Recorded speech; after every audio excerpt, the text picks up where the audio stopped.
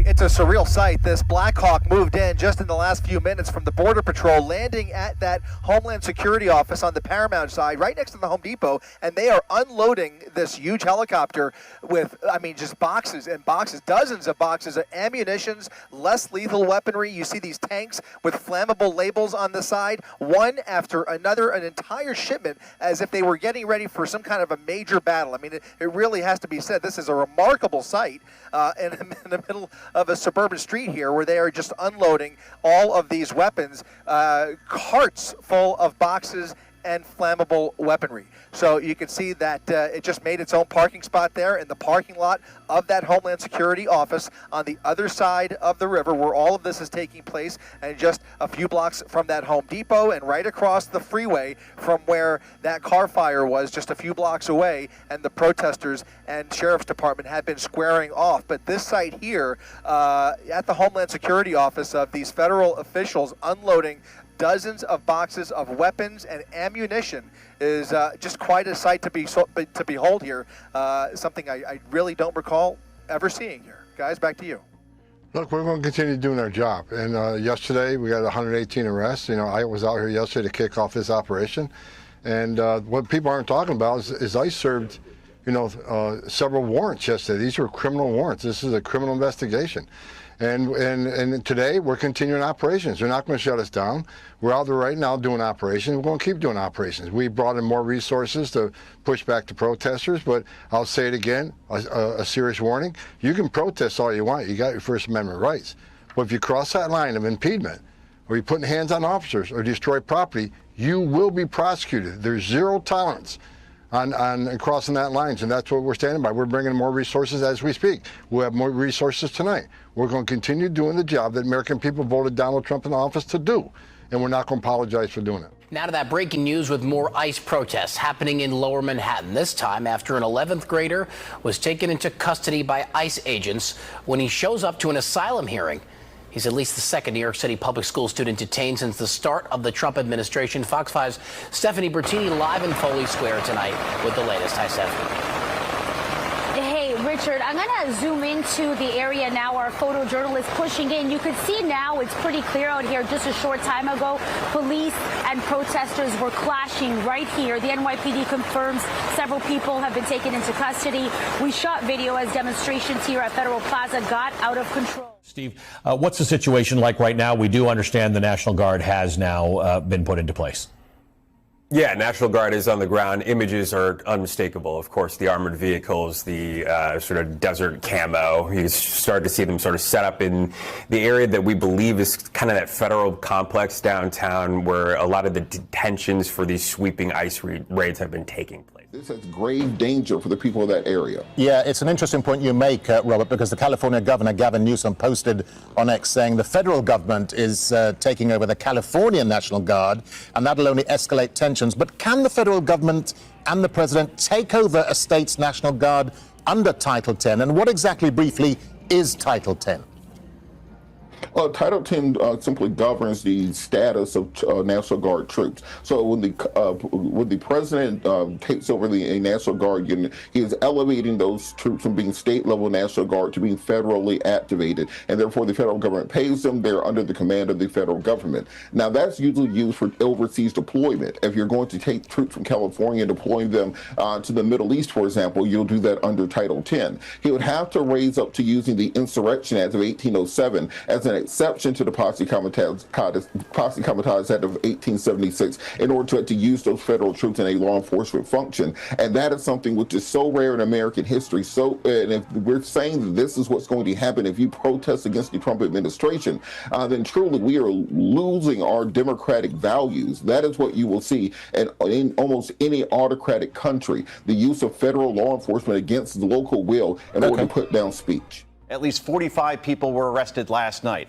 while DHS says that more than 118 illegals were apprehended this week. The protester tried to storm into an ICE facility last night after being fired upon by radical speakers at a rally. Listen.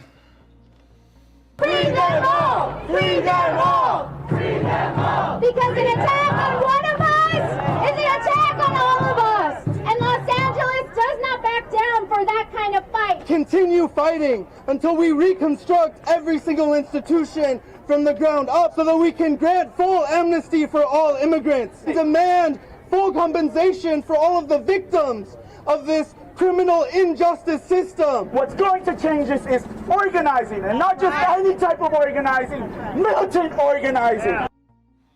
Incredibly, Mayor Karen Bass is still standing with the protesters, saying she's fighting for all Angelenos regardless of immigration status, and doubling down that LA is a city of migrants, leaving out the illegal part. But the people on the side, as Karen Bass, are threatening ICE agents, spray painting death to ICE on dumpsters. Gavin Newsom also weighing in on the riots and blamed them on, get this, President Trump, accusing him of tearing families apart. And this chaos has now spread to New York City today alone as protesters organized in Lower Manhattan. You know, this all started with Donald Trump saying he was going after criminals.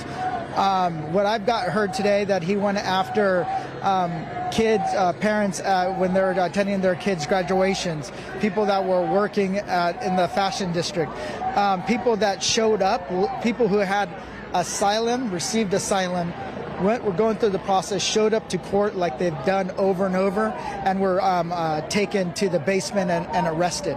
So right now they're doing more to spread fear, and that is, and they're not keeping everybody safe. You know, they're trying to say that they're keeping us safe by arresting a seamstress in the fashion district. We reached out to the LAPD this morning about what went down. They say officers went in and dispersed the crowd. They say no one was arrested in Chinatown. Yeah, we've already seen a large growing National Guard presence here in downtown LA. If you take a look behind me here, you can see troops are stationed along Alameda Street as another protest is expected to take place later today near City Hall. This follows President Trump's deployment of 2,000 National Guard members in response to a series of immigration protests across the city. This is new video from overnight showing the troops arrive. They stopped at City Hall after driving through Paramount, then ended up here at the Federal Building. Meantime, this follows another night of protest.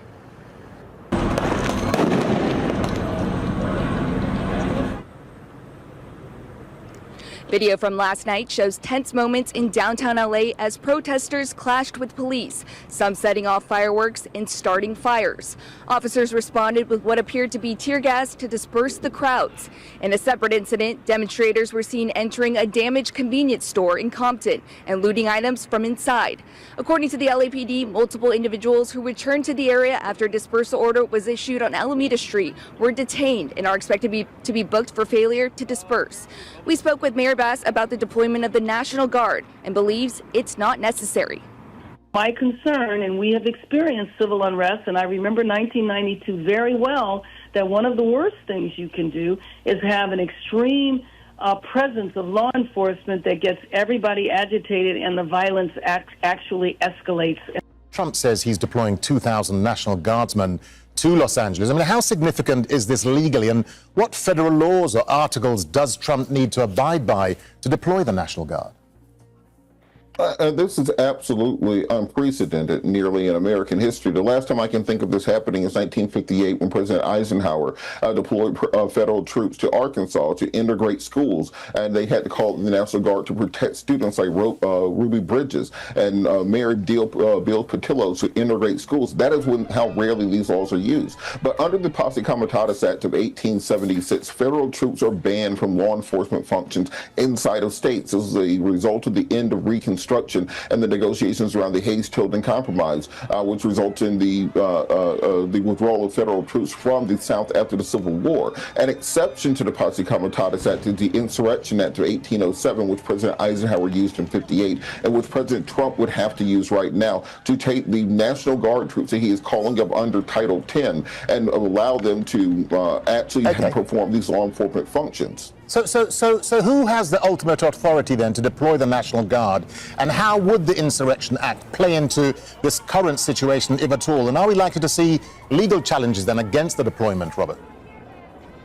There will absolutely be legal challenges. Normally, if federal troops are going to be used inside of states, it's going to be at the invitation of the governor of that state. For example, in 1992, California governor invited federal troops in to put down the LA riots. But if the governor, such as Gavin Newsom, has not asked for federal troops to come in, and these troops are coming in against his will, then there will be challenges and more than likely a judicial stay by the appeals court, and this will have to go to the Supreme Court in order to determine who has the legal right to deploy those troops if any law enforcement function. Not to mention the fact that